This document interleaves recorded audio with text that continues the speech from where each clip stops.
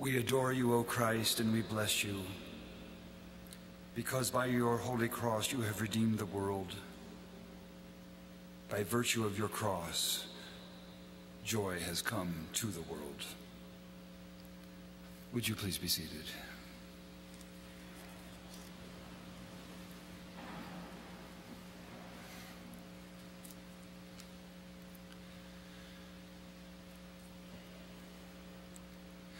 Palm Sunday, Holy Monday, Tuesday, Wednesday, Maundy, Thursday, and today the Friday that we call Good. Through Jesus' passion we have come. On this day we stand at Calvary. There is no other place for a Christian to be on this day other than Calvary. There are many places we could be, but there on that outcrop of rock in a dead quarry somewhere near his cross is where we need to be. There before our eyes is the mystery of love, suffering and love, the heart of the Creator, the only begotten Son. Its meaning so large and difficult to grasp. And at some point you cross a line and you can only enter into that region of silence and awe. All of creation leads to Calvary. There is absolutely nothing, no one, beyond the shadow of that cross, which is backlighted by the love of God. No matter how far you have gone from God, he is still near. So let us come to Calvary, come to the place that is the entrance that opens into the heart of God. This is the day and the night that settles into the longest, most terrible silence. Christ on the cross, secured by ropes and nails, life draining with agony, each breath more painful than the last. And that agony is much more than physical, for it encompasses all the abandonment, loneliness, vulnerability, and estrangement of the ages. How, Lord, did you get there? In his book, Stories of God, Rainier Rilke begins a tale of death like this. I was still gazing up into the slowly fading evening sky when someone said, "You seem to be very much interested in that country up there." My glance fell quickly as if shot down, and I realized I had come to the low wall of our little churchyard, and before me on the other side of it stood the man with the shovel, sagely smiling. "I'm interested in this country here," he went on, pointing to the black, damp earth appearing here and there between the many dead leaves that rustled as they stirred, while I did not know a wind had sprung up. Suddenly I exclaimed, seized with a violent aversion, "Why do you do that?" The gravedigger still smiled. "It's a way of earning one's bread, and besides, I ask you, aren't most people doing the same? They bury God up there as I bury men here. God up there, out there, inaccessible, distant, maybe unknowable,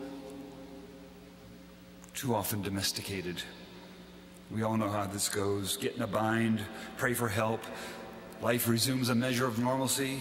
Okay, God, I'll take it from there. Perhaps we might be more comfortable like that, but God would and will have none of it.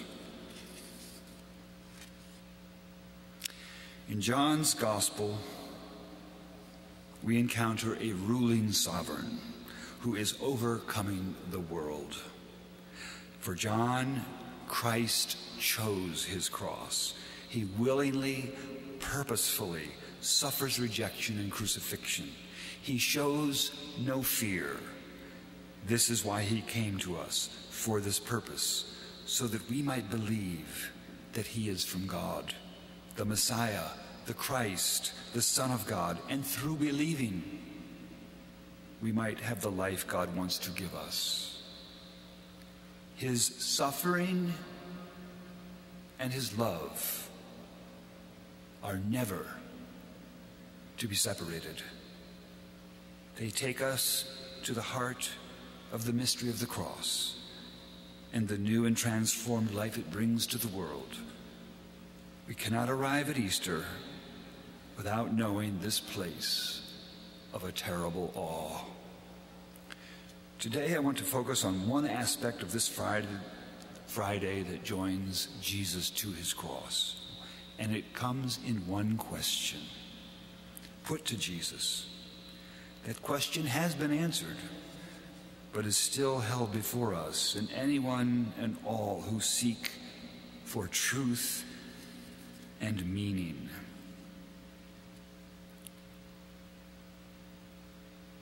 The question comes in one of Pilate's last exchanges with Jesus, in one simple question. Pilate sensed the answer, but he could not face it. He could not take it in. He had a job to do. Quiet those Jewish crowds in mobs. Keep order. Do not let these people ruin his career with reports of weak governance making their way back to Rome. Still, even upon his return to Rome 3 years later, I think the question he asked Jesus still echoed in his memory even to his last breath. Now we should remind ourselves that it was upon the very best of human institutions that propelled Jesus to his cross. In Judaism, devout, dedicated, faithful, brilliant minds of the Jewish council, and the best of Roman justice. This invites cynicism, even as disbelief is invited that a Messiah should be convicted and crucified. So from the Garden of Gethsemane, Jesus is arrested and taken to Caiaphas, the high priest. It's an interrogation. Jesus is questioned, beaten, humiliated, and then sent to the Roman praetorium to go before the governor Pontius Pilate. The scriptures tell us it was early morning. Jesus is alone before him. In the Roman praetorium, it is large, a cavernous space, the best of Roman materials and building. The hour is still quite early. The engorged populace of Jerusalem there for the Passover festival is stirring to a new day. Crowds are coming to markets as preparations for Passover begin. Soon the sacrifices will commence, and the blood of the Passover lambs will begin flowing in the temple. And now Jesus stands alone into a large silence. The smallest sounds echo off these great walls. This solitary figure is the only one in this drama who is not anxious.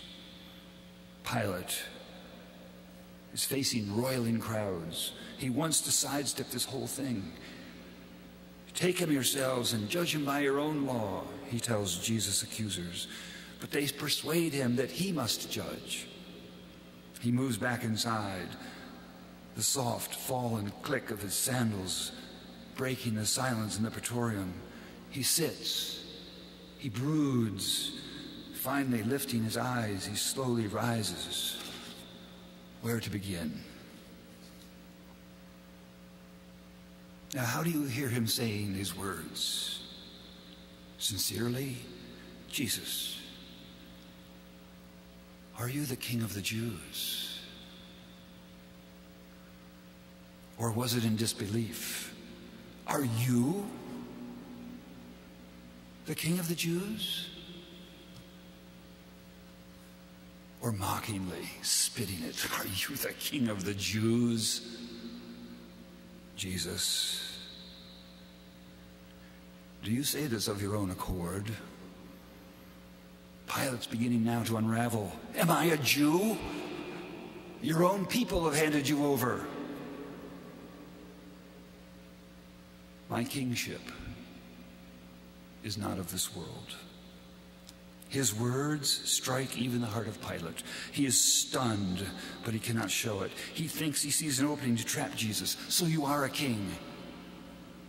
Jesus answers, you say that I am a king. For this I was born, and for this I have come into this world, to bear witness to the truth.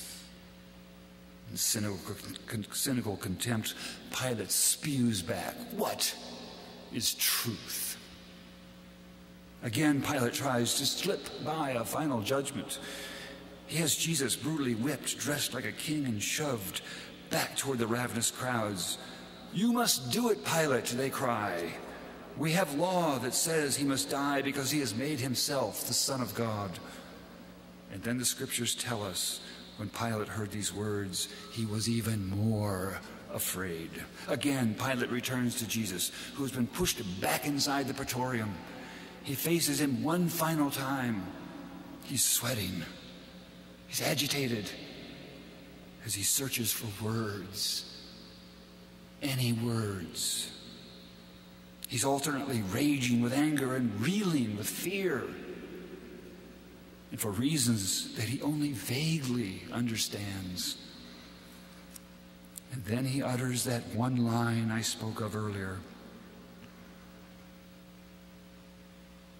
That question, using his last reserves of reason and restraint, Pilate tries one more time.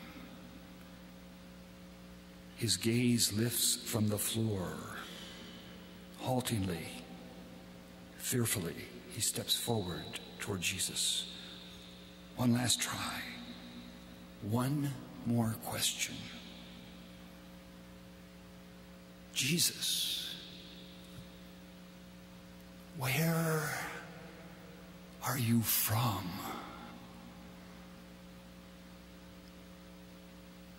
He doesn't know what he is asking, does he?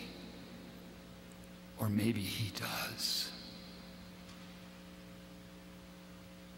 He does know where he is sending Jesus, but Pilate is the one who's afraid.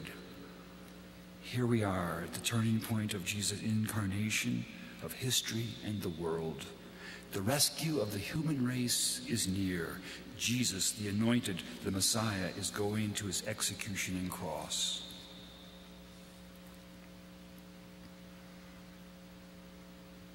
John's magnificent portrayal of Jesus' life, passion, crucifixion, death, burial, and beyond is like the eagle, which is his symbol, and it soars across the ages.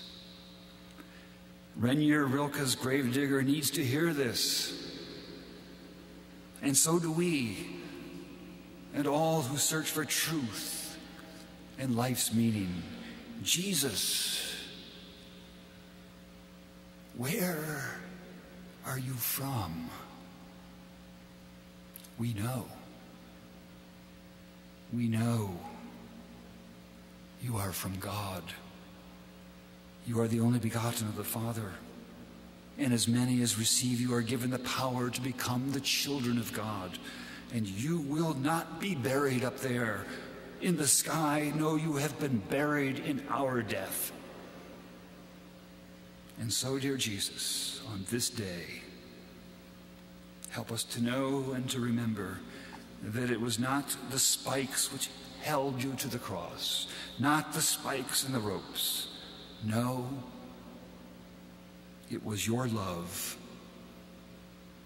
for us and for the entire human family.